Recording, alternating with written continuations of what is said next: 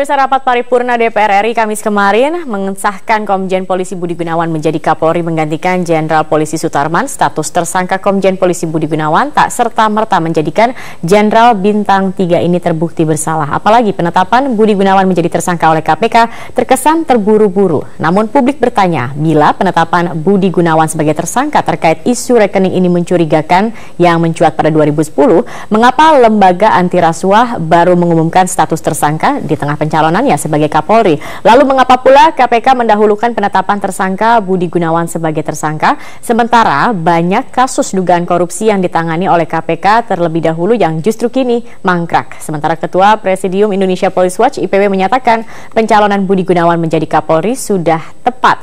Nah, sebelum kita akan masuk ke perbincangan pemirsa, kita akan simak dulu informasi terkait hasil paripurna DPR yang resmi menerima Komjen Polisi Budi menjadi Kapolri. Ketua DPR Setia Novanto mengatakan proses pengambilan keputusan terkait pembahasan Komjen Pol Budi Gunawan yang dimajukan Presiden Joko Widodo sebagai calon tunggal Kapolri sudah berjalan sesuai dengan aturan perundangan yang ada. Selain catatan yang diberikan oleh fraksi Partai Demokrat dan fraksi Partai Amanat Nasional, fraksi lain memberikan persetujuan tanpa syarat terhadap proses pengajuan Komjen Pol Budi Gunawan sebagai calon Kapolri. Dengan para pimpinan-pimpinan fraksi dan di dalam rapat pimpinan-pimpinan fraksi tentu kita sudah nanyakan sekali lagi. Nah, tentunya dengan kita ketahui bersama ternyata pimpinan-pimpinan fraksi minta kepada pimpinan DPR untuk segera surat ini dikirim oleh Presiden Republik Indonesia. Jadi itu yang bisa saya sampaikan. Tentu semuanya sudah berjalan dengan mekanisme yang sejelas-jelasnya dan dengan mekanisme secara aturan yang sejelas-jelasnya. Nama Komjen Pol Budi Gunawan memang sudah diloloskan oleh DPR sebagai calon Kapolri pengganti Jenderal Polisi Sutarman. Di satu sisi, penetapan Budi Gunawan sebagai tersangka juga menjadi perhatian Kompolnas. Oleh karena itu, Menko Polhukam yang juga merupakan Ketua Kompolnas, Tejo Edi Purdiyatno, mengatakan sejumlah pertimbangan akan kembali diberikan oleh Kompolnas terkait rencana pengangkatan Kapolri baru kepada Presiden Joko Widodo. Jadi harus dipertimbangkan dengan masa, di mana tentu kita akan mempertimbangkan menghormati kasus yang diselesaikan secara politik oleh DPR, tetapi kita juga harus menghargai proses hukum dilakukan oleh KPK. Jadi dua-duanya harus diambil sikap pemerintah di tengah-tengah yang juga harus mengakomodir dua belah pihak. Artinya keputusan DPR juga harus kita pertimbangkan. Masalah hukum juga harus menjadi pertimbangan kita di dalam keputusan. Sementara itu, Presiden Joko Widodo seusai menghadiri acara Indonesia Outlook 2015 masih belum memberikan komentar banyak terkait dengan rencana pelantikan Budi Gunawan sebagai Kapolri. Setelah merenung semalam ada jawaban, Pak? Ada proses politik di Dewan, di DPR ditunggu.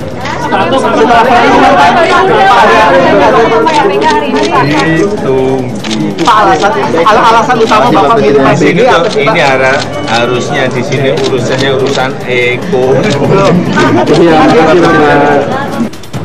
Presiden Joko Widodo sebelumnya mengatakan bahwa pengajuan Budi Gunawan sebagai calon tunggal Kapolri dilakukan lewat rekomendasi dari Kompolnas. Lembaga itu juga mengatakan bahwa rekening Budi Gunawan tidak bermasalah.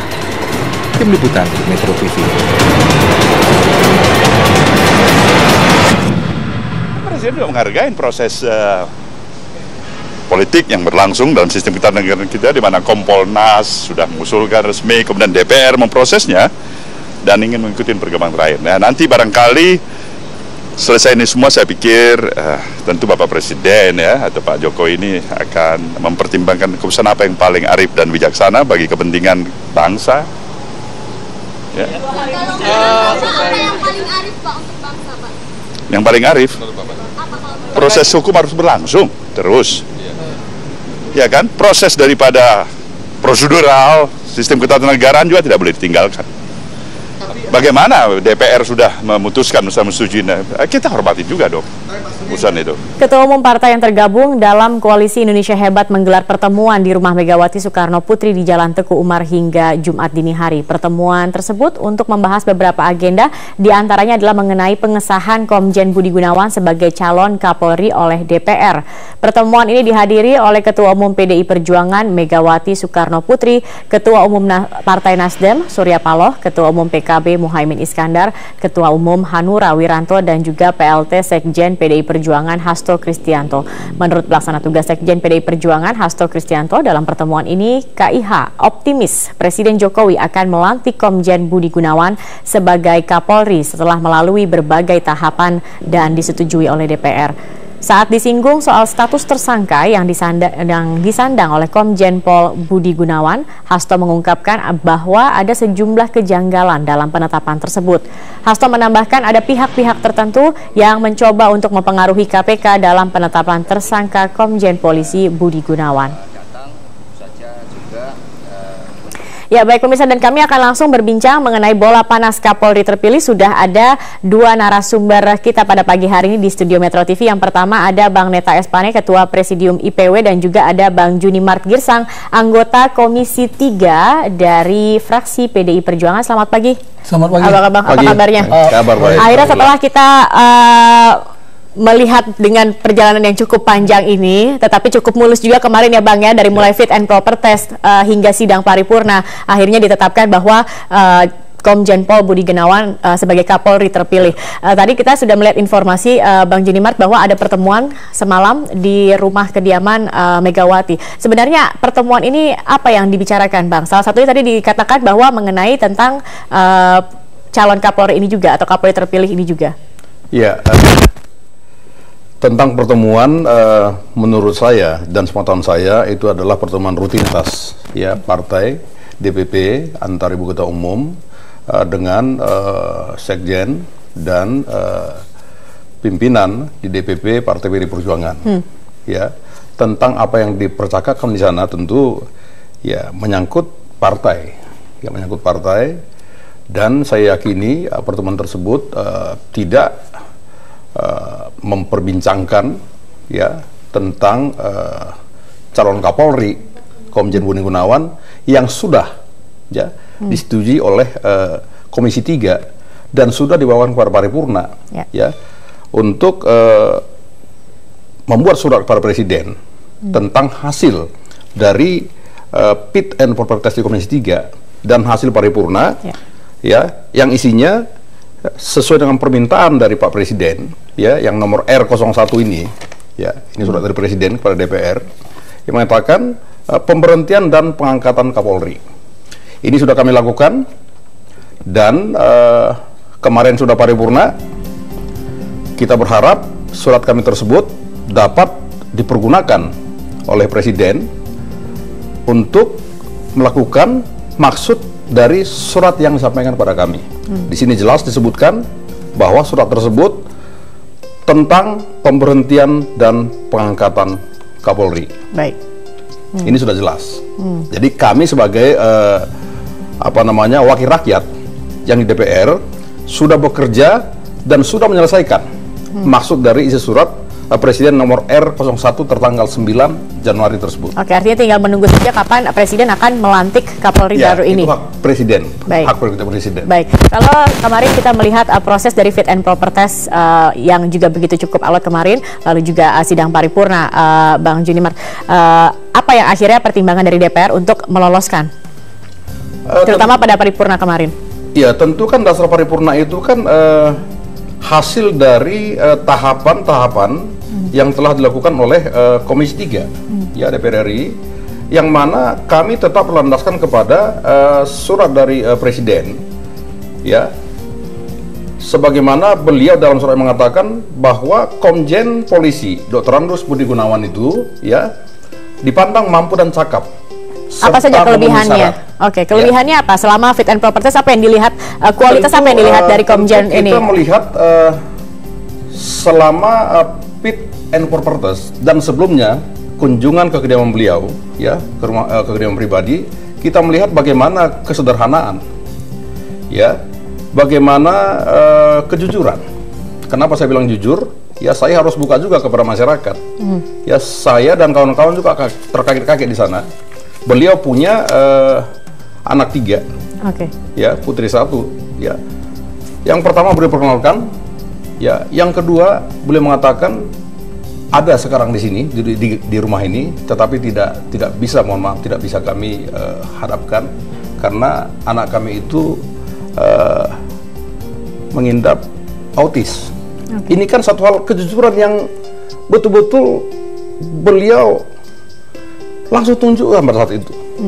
Ya, anak yang ketiga sedang kuliah. Itu menjadi poin bagi kami.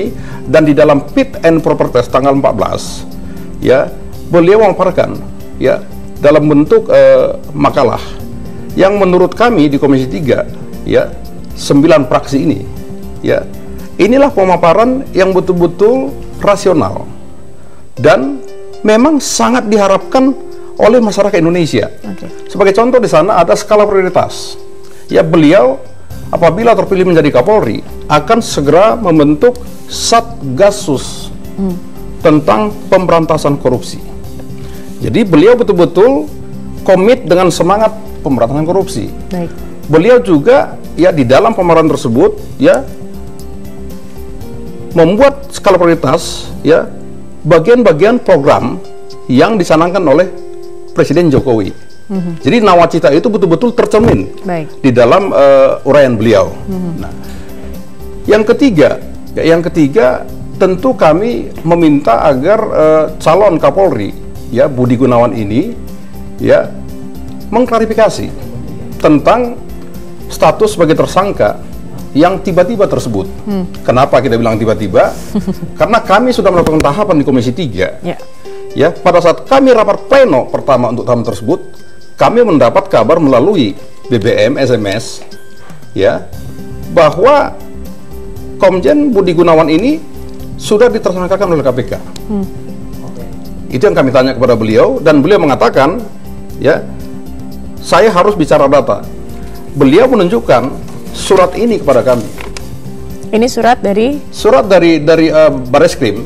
Ya, Direktur 2, ya, tertanggal 20 Oktober 2010. Ya, surat ini yang ditujukan kepada Irjen Polisi dulu ya, Budi Gunawan. Saya bacakan sedikit isinya. Ya, poin 2 mengatakan, sehubungan dengan rujukan tersebut di atas, dengan ini disampaikan bahwa LHA dari PPATK tentang laporan transaksi keuangan ya atas nama Irjen Polisi Dr. Andos Budi Gunawan dari hasil penyelidikan disimpulkan sebagai transaksi yang wajar dan telah diberitahukan kepada Kepala PPATK dengan surat Kapolri sebagaimana poin. Artinya sudah clear dan clean juga ya. Dan clean.